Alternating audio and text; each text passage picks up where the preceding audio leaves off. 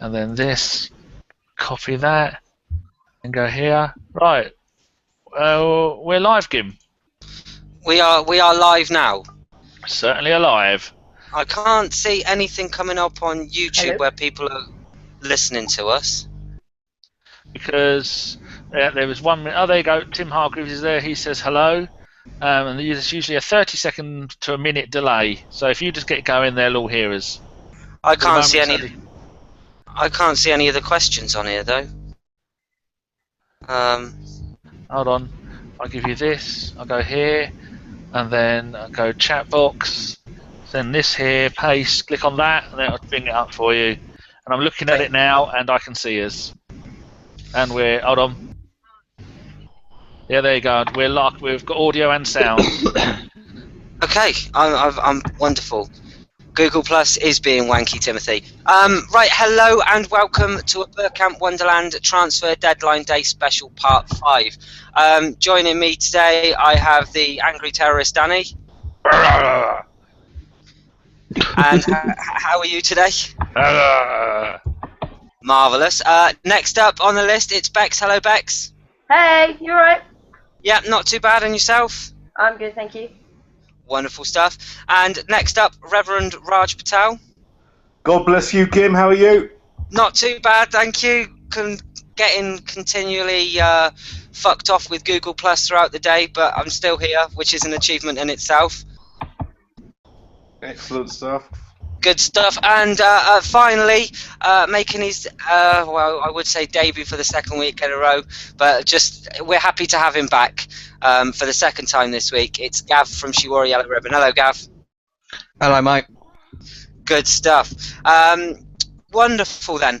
We'll get down to business then. No transfers. Do we expect any, Gav? Yeah, I was expecting loads. Really? Liar. Nah, Started lying already. Yeah, no, I mean, it as I said on the podcast was on last week, it really, the business that we've done this January really should have been done in the summer. So it is kind of, you know, being reactive as opposed to being proactive. But like I say, hopefully this new defender comes in and does the job, and hopefully, you know, like I say, everyone gets back to full fitness, and you know, we look good on Sunday, didn't we? Yes, we certainly did. Raj, over to you next. We put in a good performance against Aston Villa. Do you think that might have been a catalyst for him maybe to not be so busy today? No, I think he'd already made his mind up that we got the two players in that we probably needed. I think he's quite happy with the squad. I think from what we've seen over the last 2 or 3 games, we're starting to peak, which is excellent, really, because we normally at this time of year we start to kind of dip, don't we? So it's the other way around this time around. So we'll see what happens over the next 3 months. Yes, definitely so. And Bex, are you happy with the squad that we have in place at the moment? Yeah, I am at the moment. Yeah, I think the signings that we've added have been really, really good. But hello? Hello? Yeah. Sorry, I think there's a delay thing going on with the YouTube. Sorry, yeah, I think there's really good additions to the squad. I mean, obviously, there's all players that we'd love to add all the time, but as far as January business goes, I think we've made a really good investment in Gabriel, and hopefully he'll hit the ground running. And suddenly, with people coming back from injury, everything just looks a little bit better. We're playing well, we're winning games, and suddenly there's a little bit more strength and depth in the squad, which is looking good. And the one player that everybody was crying out for was a central defensive midfielder. I think Coquelin has come in and done a stellar job. Raj, is that something you'd agree with? Yeah, he's done really well, and I think we need to back him, and I think he should be okay. You know, he is looking good. Let's not get carried away. We'll see what happens over the next few months, but I think he'll do the job for us. Definitely so. Gav, next. Do you think that Coquelin can be our first choice for the rest of the season over Flamini? Well, yeah. Like I say, I mean, unfortunately, you know, putting Flamini up as his competition for the place, you know, ain't really that much, is it? Really, I mean, I think Flamini's proved that when it comes to it, he's better at pointing and shouting than he is actually getting on and doing the job at times. And I do like Flamini, but like I say, he's down the Cochran. He's got the chance. I think I read somewhere that he's got an extended deal. So we've got another. Go on.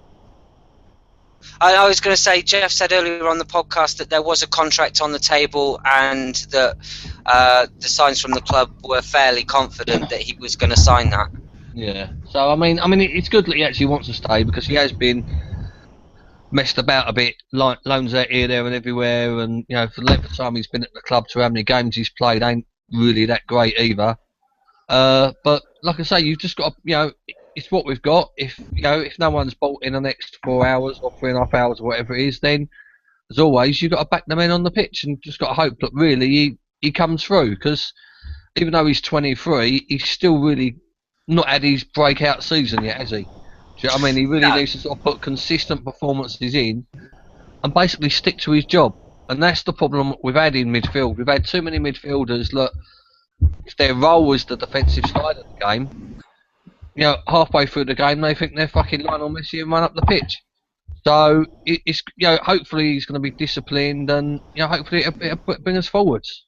You've got to hope so, haven't you? Do you know what I mean? Yeah, exactly. You can only have faith in what we've got, and personally, I believe that if we carry on playing like we are, top 4, and I know we shouldn't be looking at top 4, we should be looking at going and get the league, but I truly believe that that's gone. But what we've got at the moment is truly capable of getting 3rd or 4th, I think, anyway. We've got all the listeners there in the chat box. So if you want to go and send some questions, we've got Gav here. Whether you want to go and ask something to Gav or Raj or Bex, or even the fat man himself. Speaking of which, how dare you? How very dare you? Danny, you've been doing this all day with me. What have you made of it so far? Has it been boring for you? Yes. It's been terrible. Wish I'd have stayed in bed. I can't get my drink in. My balaclava's broken. I can barely see what I'm doing. I'm struggling to breathe. And we've What have you signed done? Have you ripped the gusset on it? Mate, that could well be what it is. I think it quite well told might to be. wash it before I give it back. Yes. Maybe I should top it off with a little bit of if it looks too scary. We've got a question coming from Liam, who I can only presume has got a stutter. What would all of your starting lineups be now, assuming everyone is fit and firing on all cylinders? And that question, well, I'll ask you, who wants to take that question? What was the question again? If everyone's fit, everyone's on form, who's in the starting 11? Take out Walcott and put in Sanchez, and that's it. Do you really think? Yeah. I think that's fair. And I disagree. Go on, Bex. As much as I love Santi Cazorla, who's on form so much right now, I think you have to pick between Santi and Ozil to play central, and whack Ozil on the left and Walcott on the right. Walcott's so important to us. So where would you play Sanchez in that lineup? On the left with Ozil or Santi central and Walcott right, with Ramsey and Koch behind him. Okay. Raj, you've been pretty quiet. Did you want to take this one? No, I just, as I said, I just swapped Walcott with Sanchez and leave it as it is, to be quite honest. I think the team's doing really well. We don't need to keep changing the team every week. I know there's a bit of rotation that needs to be going on because we've got kind of cup finals for the next few weeks with knockout games in Champions League and FA Cup and stuff, but don't muck around with it too much. But Sanchez is a big player and we need him back in the team.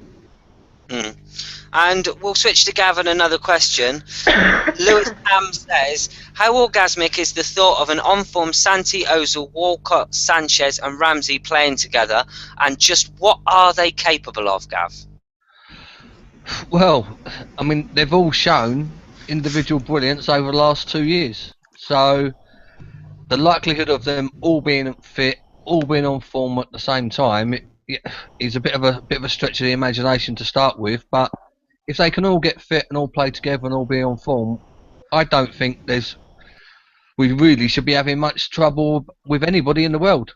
I really do mean that, and I really don't think we'll be having these conversations about the defence and defensive midfielders, because with that lineup, we should be scoring 3 or 4 goals easy against against any team. I think the attacking options that we've got at the moment, albeit fit and firing, I can't think of many teams in the world that would have better than us. I mean, Sanchez on his day is, and I'm probably going to get absolutely destroyed for this, but I think he's among the best in the world on his day. Yeah. No, I don't know who'd agree with me on that. Oh, I'm very interested in the last one that I was on. Actually, no, it wasn't. It was after we finished. And I put a question out to some of the lads and said, if we bought Sanchez for 32, 35 million, how much would he be worth now with his form on top of that fee? Did anyone want to take that on, Bex? How much do you think Sanchez will be worth now? Well, I mean, everyone's saying, can he be as important to us as Suarez was to Liverpool? Now, I personally think we're not a one-man team. We don't depend on Sanchez, but you can't deny that the guy's incredible. And I think if someone were to come in for him now and try and prize him away from us in the summer, you're looking, 60, 70, maybe even more, I'd say, on, current market Premier League prices. I think he's worth so much money, and I think we got a bargain, an absolute bargain. He is. I mean, you can. I know, Gav, that you're not one of Arsene Wenger's biggest fans, but you got to admit he pulled a rabbit out of the hat with that one, didn't he? Well, yeah. I mean, it's from what I've heard about the Alexis deal, and it was really starting last April. Like I say, there was, he was going to leave Spain and go somewhere, and like I say, Wenger had a chat with him and got in his ear, and he pulled it off. He's paid big money. Let's not get this wrong. He's paid big money for the player, but he's come in and he's hit the ground running. He's been absolutely brilliant, and it's not just his goals or his assists. It's his work rate. He's showing some of the other players, like Ramsey, like bloody Oxlade-Chamberlain, look, it's not just enough to get the odd goal and the assist. You've got to play as a team. You've got to want every ball. You've got to want to fight for every ball. And it's just brought in a little bit of a more professional sort of discipline to the squad. And like I say, I mean, I personally think that Ox has sort of looked, the most like he sort of paid attention to that. Really, do you know what I mean? They needed sort of like the squad. It was almost like they needed a role model. They needed somebody to come in with big winning mentality, and like I say, I think that's what Sanchez has done, really. Yeah, it's very true that, because it looks like and Dom said this the last time we were on, that Ozil is a player who will play a pass and score you a few goals, but he's not someone that, when shit gets real, is going to be at the forefront of it. I think maybe there's an element of, almost looking up to Sanchez, and Sanchez looks perfectly happy being the main man at Arsenal, which, as we understand, at Barcelona, I think he was kind of away from the spotlight with Lionel Messi taking all of the credit for Barcelona and being the main man over there. Raj, do you think that there was a certain element of expecting Sanchez to underperform after Ozil, so the pressure was kind of off him a little bit? Or do you think with £35 million price tag that there's always a great amount of pressure to perform?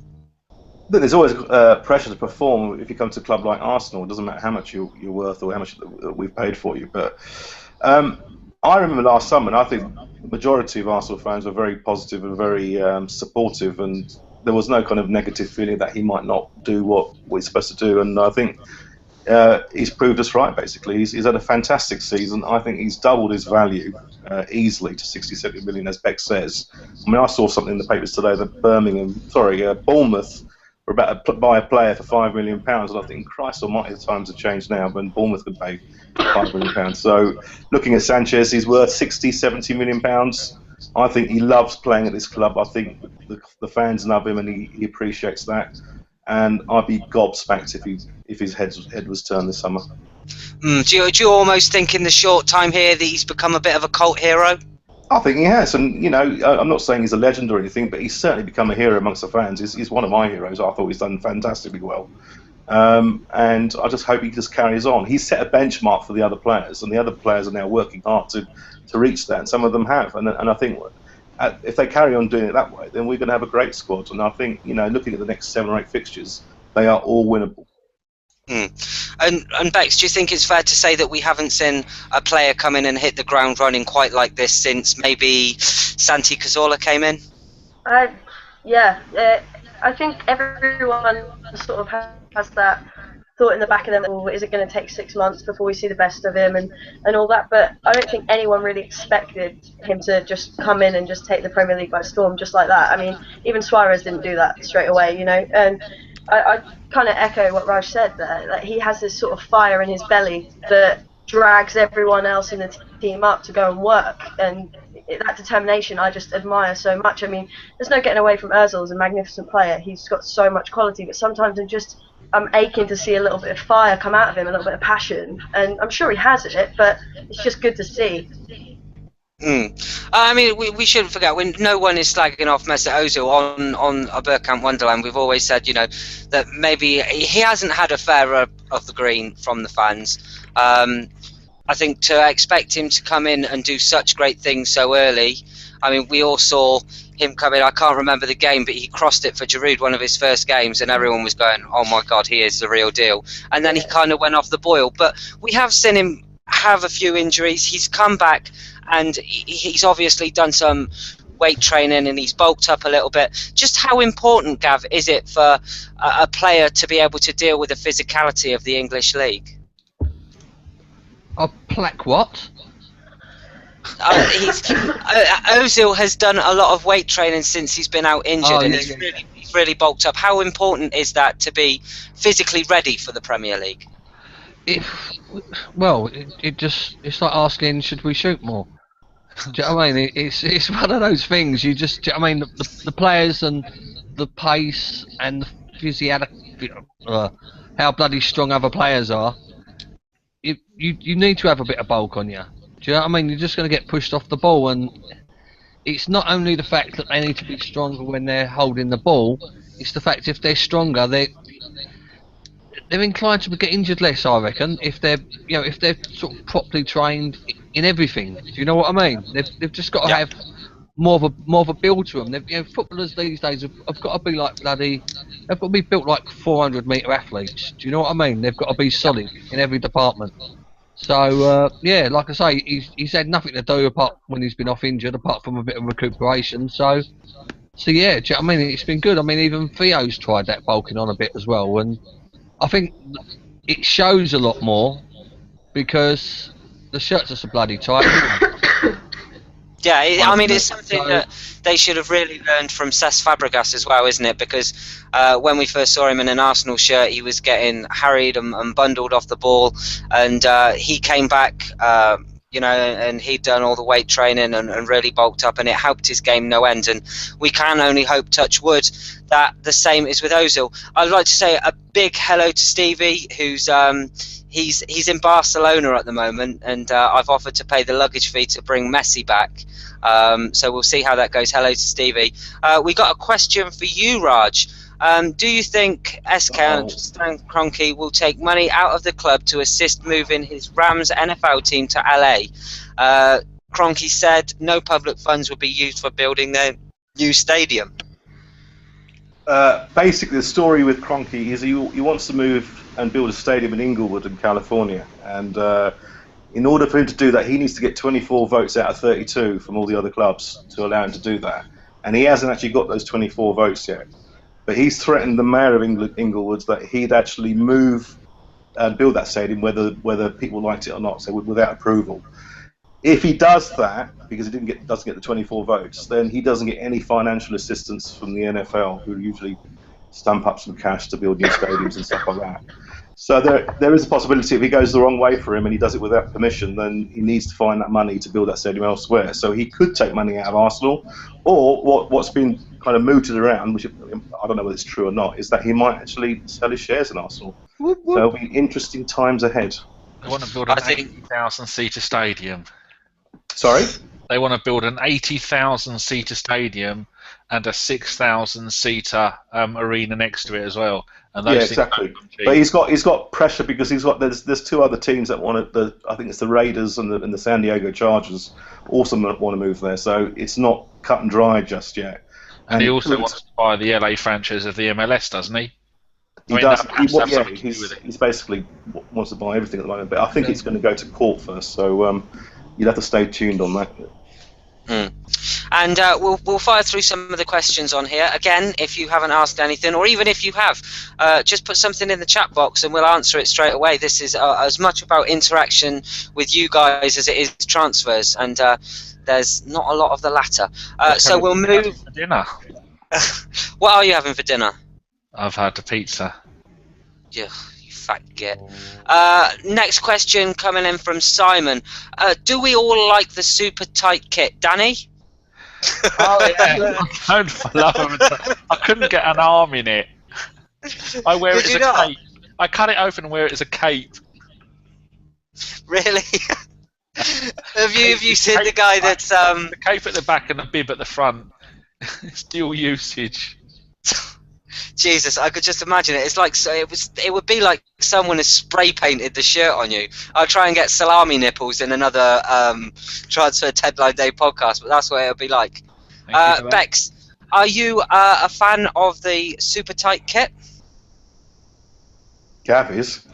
I don't think Can I answer that?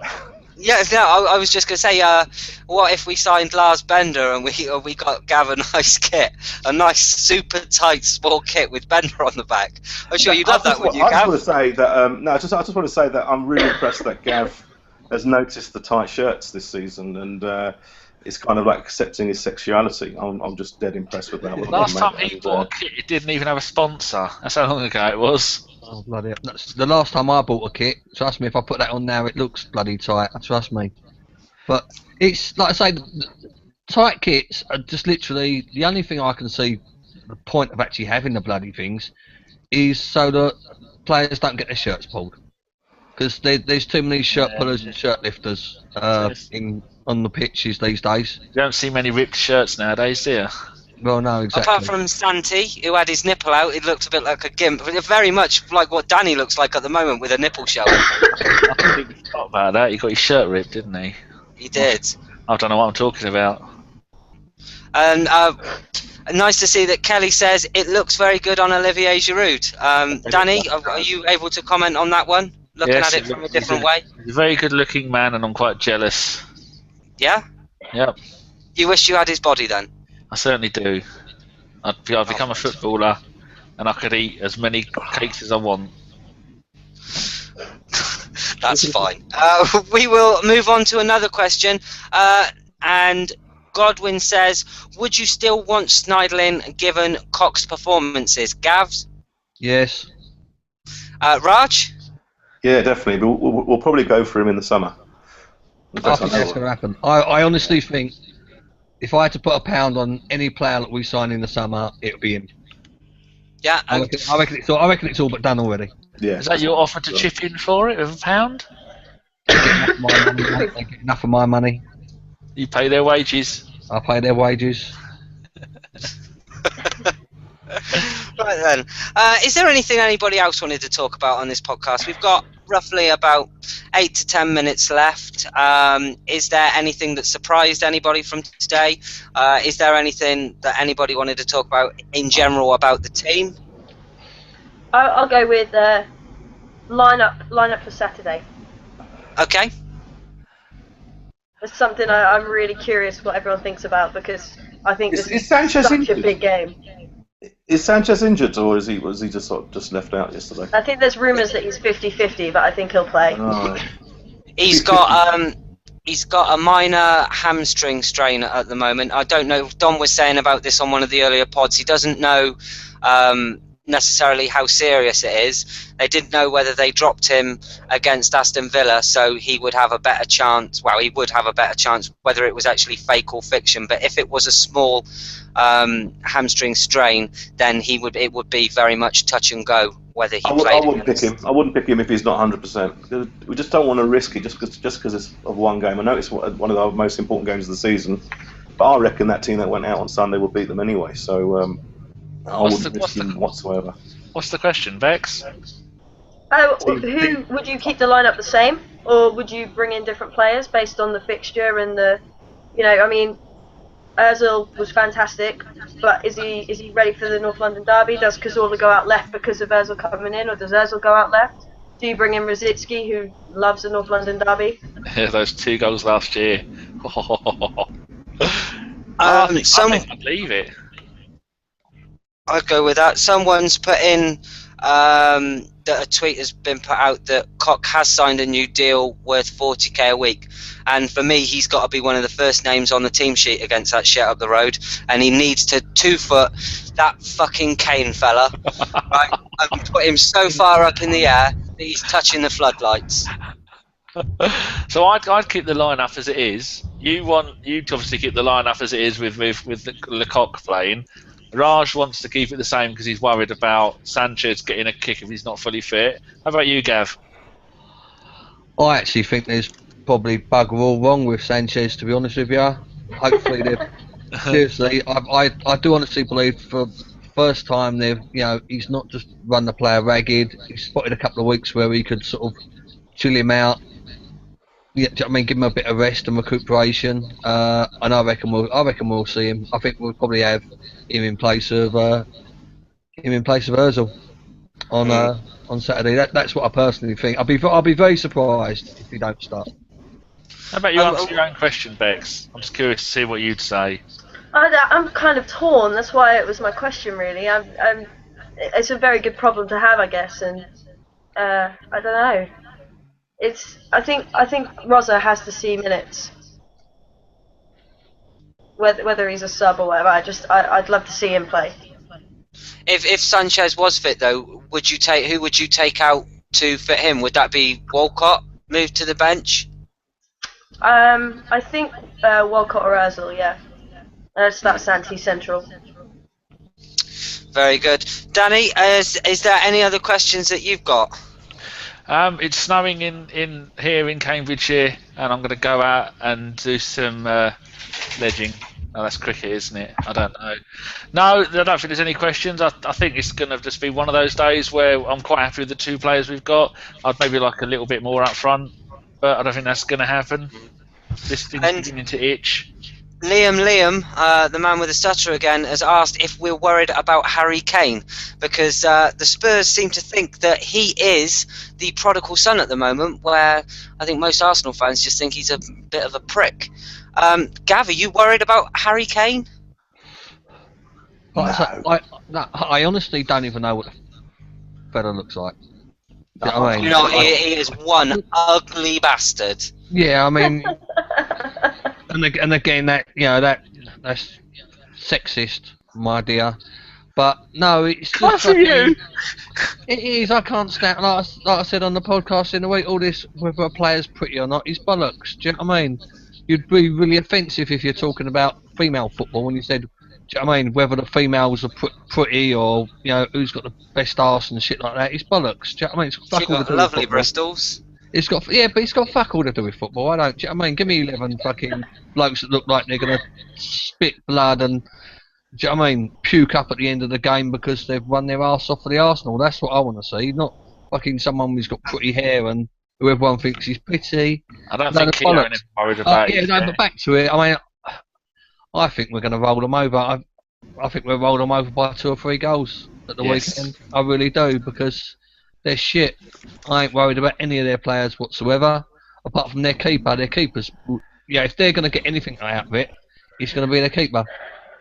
Gim? Yes. Bex has to go because she's got to go and play women's football. I think it's women's football. I don't like to assume. She could be playing men's 5-a-side. She's probably good enough. So we've got a question. It's girls tonight. Is it? So Beck, can I have a female perspective? What do you think about all this? He's a pretty player and all that malarkey. I don't think it's a be all and end all.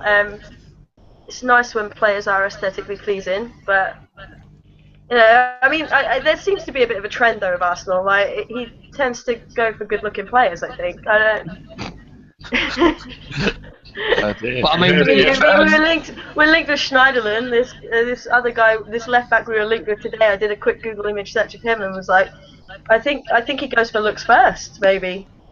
But then you look at Gabriel and you think, oh, maybe not. Yeah, I mean, just on the point of it, though, you would, for instance, if tonight you go and play football, you have a cracking game, right? Yeah. And everyone wants to talk about your hair or whether your top was too tight or whatever.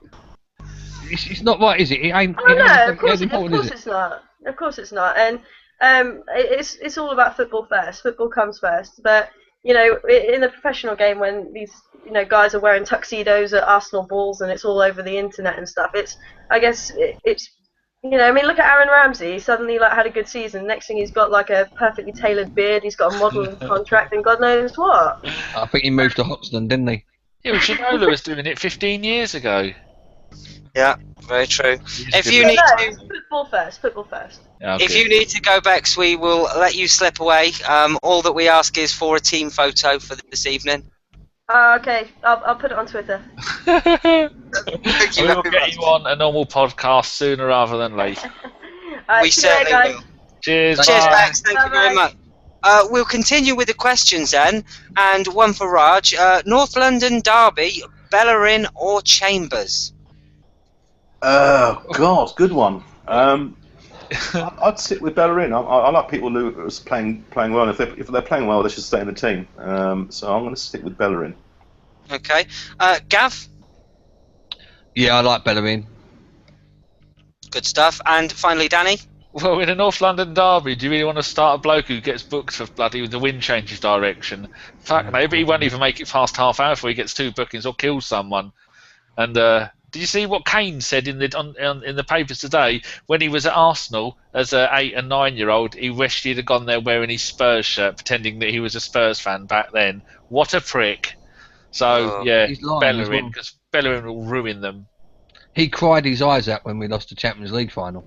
Yeah, we'll be Cried his surprised. eyes out. Like I say, that I did hear. I don't know whether there's how much truth there is in it, but I think his daddy's still a season ticket holder over Arsenal.